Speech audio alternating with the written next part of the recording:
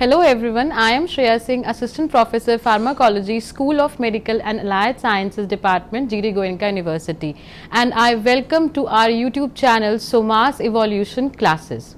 So today I'll take you through the process of drug discovery, or you can say drug development process. So in this process we have different stages, that is how the drug discovery takes place, and then it goes to the preclinical phase, and then after clearing preclinical phase finally it goes to the clinical trials, and in clinical trials different phases are there which we will be studying in the further slides. So first question comes, what is drug? Drug is a chemical substance used in the treatment, cure, prevention or diagnosis of disease, or used to otherwise enhance the physical or mental well-being. Very basic definition which we must have gone through many times. And what is drug invention? It is a process by which drugs are sculpted and brought into being based on experimentation and optimization of many independent properties, meaning it is a process by which the drug molecule is being discovered after performing various experiments or by optimizing one or more than of its properties. So here on this slide you are seeing three green boxes, and these are the steps to drug development, and in first box you will be seeing the first step, that is the discovery of new drug or new chemical entity. Second box is showing the preclinical studies and the studies performed in animals to check the performance of the drug, and in the third box third step is written, that is the clinical trials, and this final steps consist of 4 phases, and after passing of these phases drugs come into the market. Now our next slide shows the steps to drug discovery. First is the source of drug, meaning from what sources one can derive the new drug or any modified version of the existing drug. Next is the characterization of the target. In this is efficacy, safety of drug is checked, and also that is matching clinical and commercial requirements and must be druggable. So what could be the sources of drugs? First is plant sources, that could be leaves, flowers, fruits, seeds, roots, bark or stem. Second is animal sources, that is drugs derived from the animals or from humans. For example, pancreas secrete insulin which is used in the treatment of diabetes. Third is the mineral source, drug derived from minerals. Fourth is the synthetic or semi-synthetic sources, and the difference between both is when nucleus of the natural drug and its chemical structure both altered, we call it as synthetic. Example is amethine bismuth iodide, most satisfactory drug used for the treatment of amoebiasis, and when the nucleus of the natural drug is retained but the chemical structure is altered, we call it as semi-synthetic. For example, ampicillin ethinyl estradiol. Most of the drugs used nowadays such as anti-anxiety drugs, anticonvulsants are synthetic forms. Fifth source is microbial sources, so drug derived from microbes. And last is the recombinant DNA technology, and it involves the cleavage of DNA by the enzyme restriction endonucleases, and the desired gene is coupled to rapidly replicating DNA. The new genetic combination is inserted into the bacterial cultures which allow the production of vast amount of genetic material. Now target selection, which is the major second step in drug development process, and this we have discussed briefly in slide number 4. So target selection is the checking of consumability, efficacy and safety of drug. So overall the target must be druggable, that is the function of a target can be altered in the desired fashion by a small organic molecule. If the protein target has a well defined binding site for a small molecule, example a catalytic or allosteric site, chances are excellent that hits will be obtained.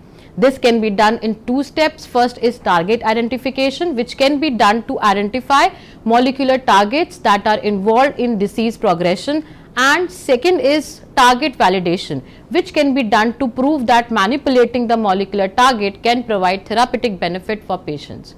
Next will be the pharmacological profiling of the drug, that is the profiling of new drug candidates for general pharmacological properties, and it can be done in vivo and in vitro.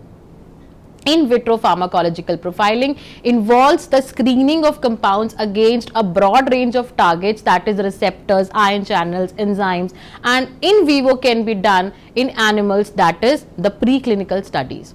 So these studies can be done to check the affinity and selectivity of drug with the target to check the pharmacokinetic properties, that is ADME, absorption, distribution, metabolism and excretion, to check the pharmaceutical properties like stability, solubility and in what formulation it can be given to maximize the therapeutic outcome, and last is safety. So with the help of these preclinical studies, safety can also be maximized by modification of the molecule itself or by changes in the way the molecule is presented for use.